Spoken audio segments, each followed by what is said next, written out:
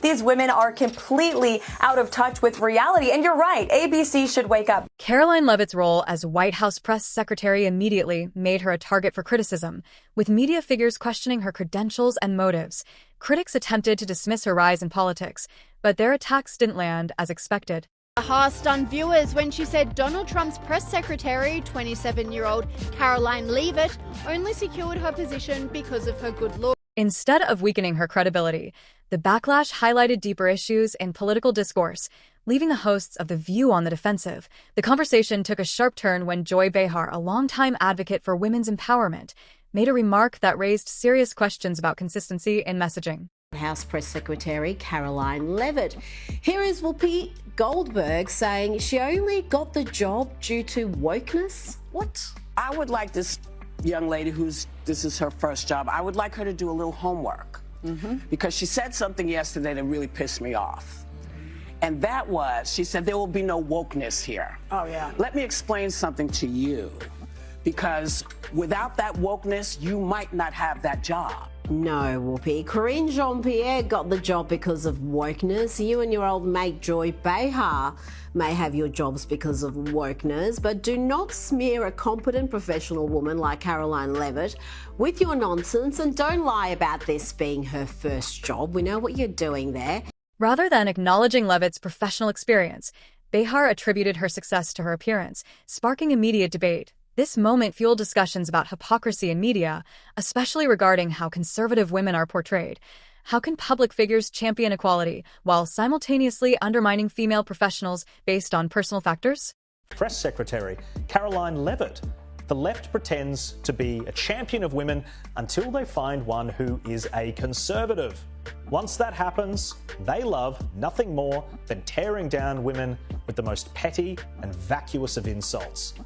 Leavitt appears to be a fierce operator, but she's also 27 and arguably quite glamorous. So of course, the kind and progressive voices at The View reacted to her appointment like this. I think she's probably been put in there because according to Donald Trump, she's a 10.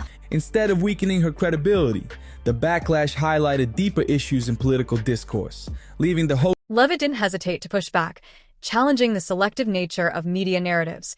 This exchange wasn't just about The View. It reflected larger tensions in political and media landscapes. The conversation surrounding Karoline Leavitt's appearance on The View continued to escalate, drawing reactions across media platforms. Continued. I would like this young lady this is her first job, I would like her to do a little homework. Because she said something yesterday that really pissed me off. And that was, she said, there will be no wokeness here. Oh, yeah. Let me explain something to you. Because without that wokeness, you might not have that job. In response to the discussion, commentators from multiple networks weighed in, with the debate spilling over into political circles. Meanwhile, Karoline didn't just address the remarks made about her. She took on broader media narratives, particularly how ideological bias influences political commentary. She made it clear that the current political landscape is shifting, and those relying on media-driven narratives for relevance may find themselves struggling to maintain influence. According to Leavitt, the traditional media cycle has thrived on manufactured controversy, but with public trust in journalism declining, that era may be fading. She emphasized that substance and policy discussions are becoming more important than media-driven distractions, making it clear that a political shift is underway. As the debate continued, Whoopi Goldberg attempted to reframe the discussion, focusing on the role of wokeness in shaping civil rights progress. She argued that wokeness had been instrumental in expanding opportunities, stating, "Without that wokeness, you might not have that job."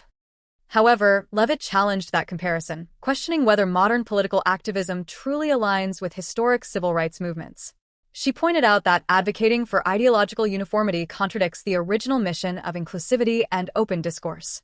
The exchange quickly became a larger discussion on how modern political terminology is being used, particularly in shaping public perception. Women are completely out of touch with reality. And you're right, ABC should wake up. I think she's probably been put in there because according to Donald Trump, she's a 10. You know that's what it is. I want to be clear, though, it's not her first job. It was her first press briefing. She worked in the previous Trump administration. The comment was bizarre, especially coming from Behar, who is as woke as they come and positions herself as a champion of feminism. This online commentator said, disgusting Joy Behar of The View accuses Karoline Leavitt of being hired only because Donald Trump thought she was a 10. Karoline Leavitt actually comes with real job qualifications, unlike Biden's DEI hires, Joyless Behar. This commentator doubled down, saying Karoline Leavitt was only hired by Donald Trump because she's a 10. You know that what it is. Actually, she's quite capable, unlike the last press secretary who was only hired because she was a black lady. Karoline argued that discrediting opposing views in the name of progress contradicts the very principles of open dialogue. Whoopi defended her stance, arguing that societal shifts require active advocacy, but Karoline countered by emphasizing that advocacy should welcome all perspectives, not suppress dissenting voices. The tension in the studio was palpable, and social media erupted once again, with audiences debating both sides of the issue. As the fallout from this conversation continued to unfold, one thing remained clear. The debate surrounding political discourse in mainstream media is far from settled. The debate intensifies. The debate escalated when Whoopi Goldberg shifted focus from Karoline Leavitt's statements about media trust to a broader discussion on identity politics. Instead of addressing the concerns Karoline raised about the decline of media credibility, Whoopi framed the conversation around historical inequalities. She argued that wokeness played a role in breaking barriers, stating, because black people couldn't get into colleges, because women couldn't get into the colleges they wanted, this is all women. However, Leavitt stood firm, challenging whether modern wokeness aligns with its original intent or if it has become a tool for division. Whoopi continued, claiming that Leavitt misunderstood wokeness, stating, it's not a terrible thing to be. That's why we fought for you to stand at that podium. She emphasized that progress had allowed for figures like White House Press Secretary Karine Jean-Pierre to succeed. But Karoline pushed back, arguing that wokeness today is less about equality and more about ideological conformity. Whoopi's attempt to reframe the issue didn't land as intended. The discussion quickly pivoted to a more controversial topic, claims made on The View regarding Elon Musk and alleged political threats. Karoline called out the panel for spreading unfounded accusations while simultaneously criticizing conservatives for so-called conspiracy theories. She pointed out how legacy media narratives have changed over the years, often adapting to fit shifting political agendas. She reminded them that, for years, mainstream media figures have mocked, criticized, and misrepresented political figures, shaping public perception without accountability. Karoline emphasized that millions of Americans no longer accept these narratives without question, highlighting how viewers are now seeking independent sources over traditional outlets. For decades, The View and other legacy media platforms have operated with little pushback, often silencing dissenting voices and controlling public opinion. But this debate marked a shift, demonstrating that media narratives are now being challenged in real time. A shakeup in the White House press briefings, Karoline Leavitt's push for media accountability is finally forcing legacy outlets to answer for their reporting. She may be young, but her direct approach is shaking up the White House press pool, a move that mainstream media figures aren't happy about. Her latest announcement? A game-changing shakeup in the White House press briefings. Leavitt introduced a new media section aimed at holding traditional outlets accountable for biased reporting and misinformation about President Trump. We will call you out when we feel your reporting is wrong or misleading, she declared. For decades, organizations like the Associated Press and the White House Correspondents Association controlled press access. But now, that control is shifting. 2 front-row seats, once reserved for White House staff, will now be given to independent media voices willing to challenge established narratives. And if that wasn't enough to cause outrage, Leavitt also restored press passes for 440 journalists whose credentials were revoked under the Biden administration. Many praised this move for increasing transparency. But The View's panel had a very different reaction. Instead of celebrating press freedom, the hosts dismissed the change, arguing that traditional media should remain the dominant voice in the room.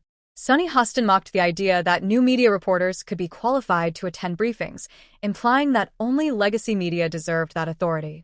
Whoopi Goldberg chimed in, warning that without proper media oversight, people might just spout stuff without accountability. Yet critics pointed out the irony. For years, mainstream media, including The View, has been accused of doing exactly that, pushing selective narratives, controlling public perception, and limiting dissenting voices. With this shift in media representation, the debate over who controls the narrative is just beginning. And judging by The View's reaction, not everyone is ready for this change. The battle for media control. Now that Karoline Leavitt is holding media figures accountable, suddenly The View wants to talk about journalistic standards. Whoopi Goldberg attempted to redefine wokeness, conflating it with civil rights history rather than addressing how it is applied in modern discourse. The discussion shifted away from Leavitt's original point, merit-based leadership versus identity-based selection.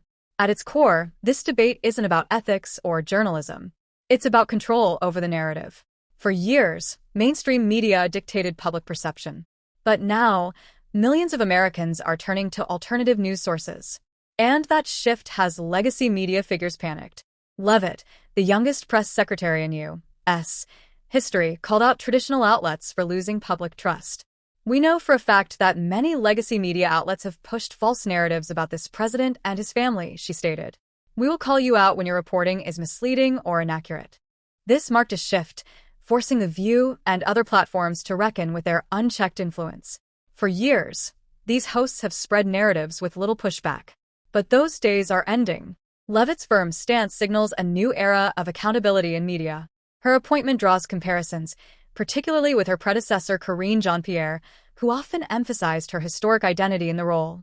While representation is important, competence speaks louder than labels. Even former press secretary Jen Psaki criticized the repetitive messaging approach, calling it diminishing. Yet The View continues to frame discussions around identity politics rather than substantive policy debates. But Leavitt isn't engaging in that game. She's focused on the job itself. Still, The View wasn't done trying to undermine her.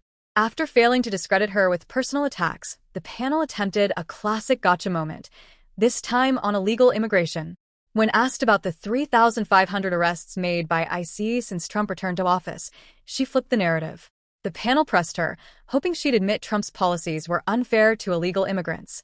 Instead, she reminded them, breaking immigration laws is a crime. All of them broke the law by entering illegally. With that, their argument crumbled. Instead of conceding, the panel doubled down, attempting to reframe the issue as a cultural shift rather than law enforcement. The last administration didn't see it that way. Yet the reality remained.